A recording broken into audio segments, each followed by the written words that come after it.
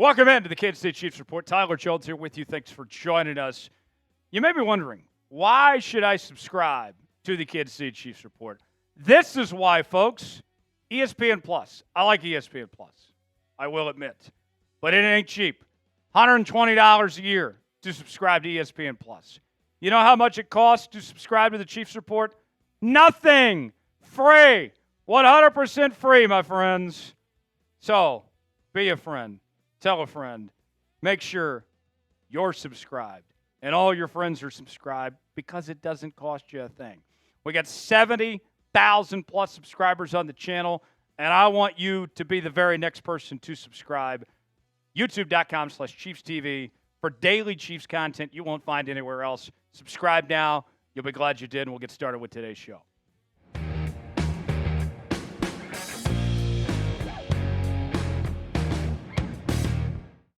Could a big move be on the way for the Kansas City Chiefs? Welcome in to this edition of the Kansas City Chiefs Report. Tyler Jones here with you. Thanks for joining us. On today's program, we are talking about three potential free agents that are still on the market that could sign with the Kansas City Chiefs. The Chiefs still have a little bit of cap space left to spend. They have some needs to address.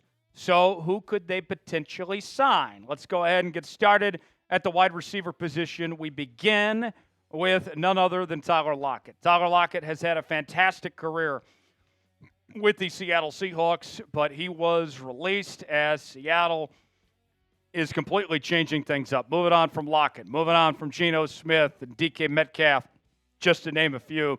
And Lockett, although he's towards the back end of his career now, he's still a very good receiver at this point. And you're not going to have to break the bank to sign him. And this is a Chiefs team that still needs receiver help.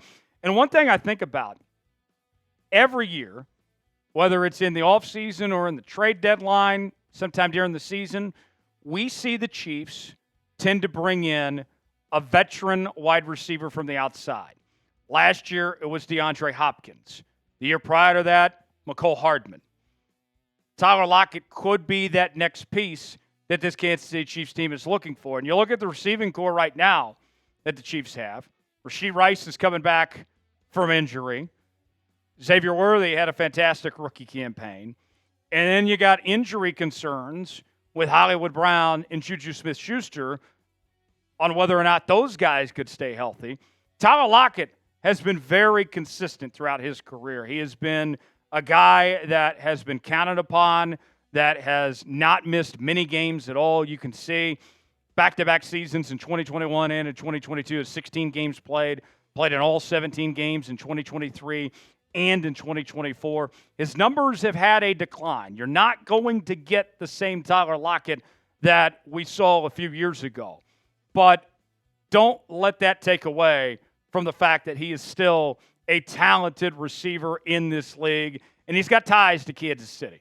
His dad, of course, played for the organization. He's from the great city of Tulsa, Oklahoma, not too far down the road. Played his college ball at K-State, and he's still looking for that first Super Bowl ring as well.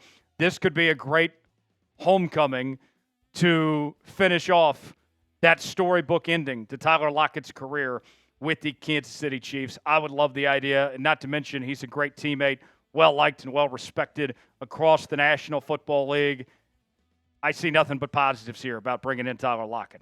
What do you guys think about Tyler Lockett? Should the Chiefs sign Tyler Lockett? I'm going to give you two options here on our pinned comment today. You can type S for sign, P for pass. Weigh in the comment section. Let us know what you think. Should they sign Tyler Lockett or not? Weigh in and let us know.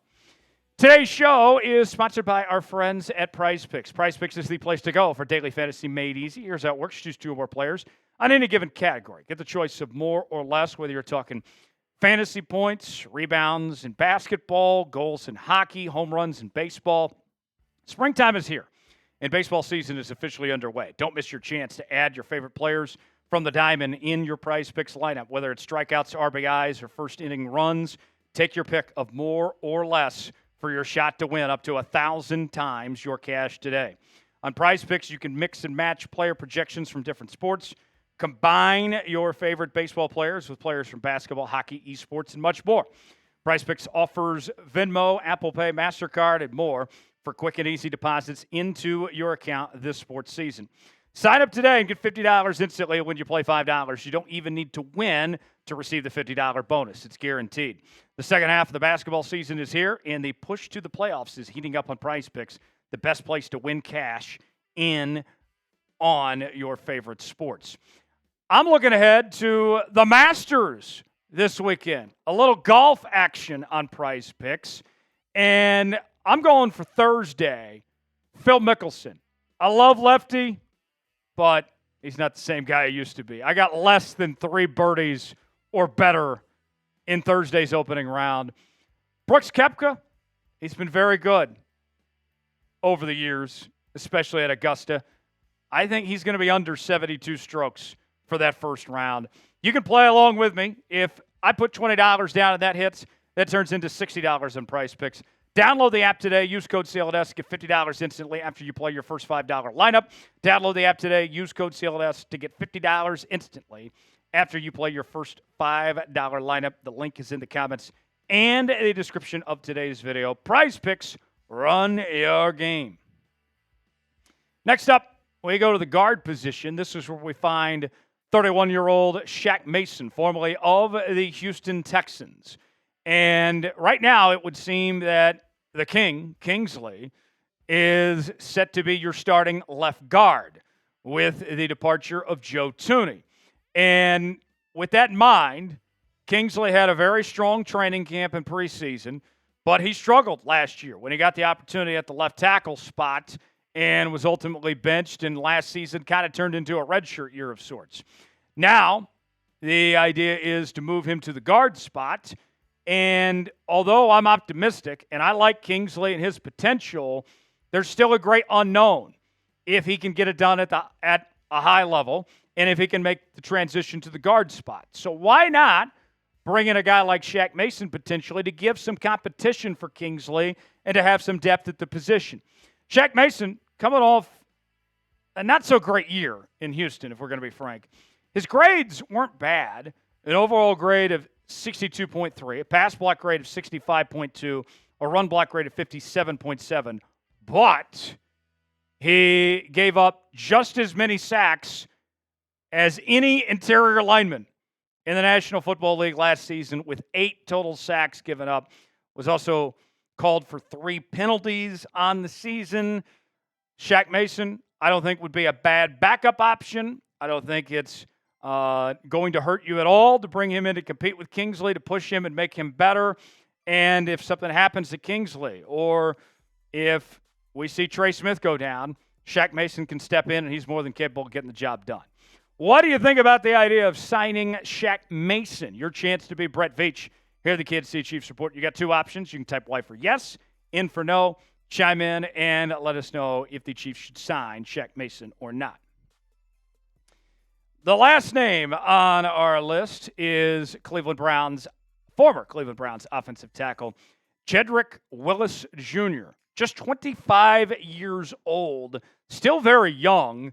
And in his career, what we've seen is that he's a solid starter when he is needed. Now, the Chiefs are in a pretty good spot, I think, at the offensive tackle position. With the signing of Jalen Moore coming over from the San Francisco 49ers, he's going to slide into your left tackle spot. And then you got Jawan Taylor at your right tackle position. But you don't have a ton of depth pieces behind those guys.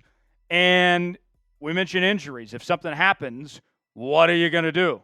Well, that's where Willis potentially could come in.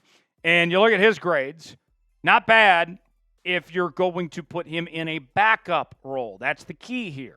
An overall grade of 52.9.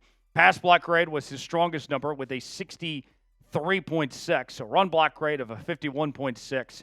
He gave up 3 sacks in 245 snaps, was called for 7 penalties in the 2024 campaign there. And the youth thing, that's what I really like, is he's still very young. He's still got time to improve and get better. And we know Andy's track record is as good as anybody's when it comes to developing offensive linemen. If you had to pick one to sign between these offensive linemen, which one would you rather have? Shaq Mason or Jedrick Willis Jr. If it's Shaq Mason, type SM for Shaq Mason. If it's Willis Jr., type JW for Willis Jr. Way in the comments section. Let us know which one you would choose from between those two. Thanks for joining us here on this edition of the Kansas City Chiefs Report for continuing coverage throughout all the offseason, from free agency to the draft, trades, and more. Yeah, got to be subscribed to the Kansas City Chiefs Report. Subscribe now for free. YouTube.com/ChiefsTV. I'm Tyler Jones. Thanks for joining us, and we will see you next time here on the channel.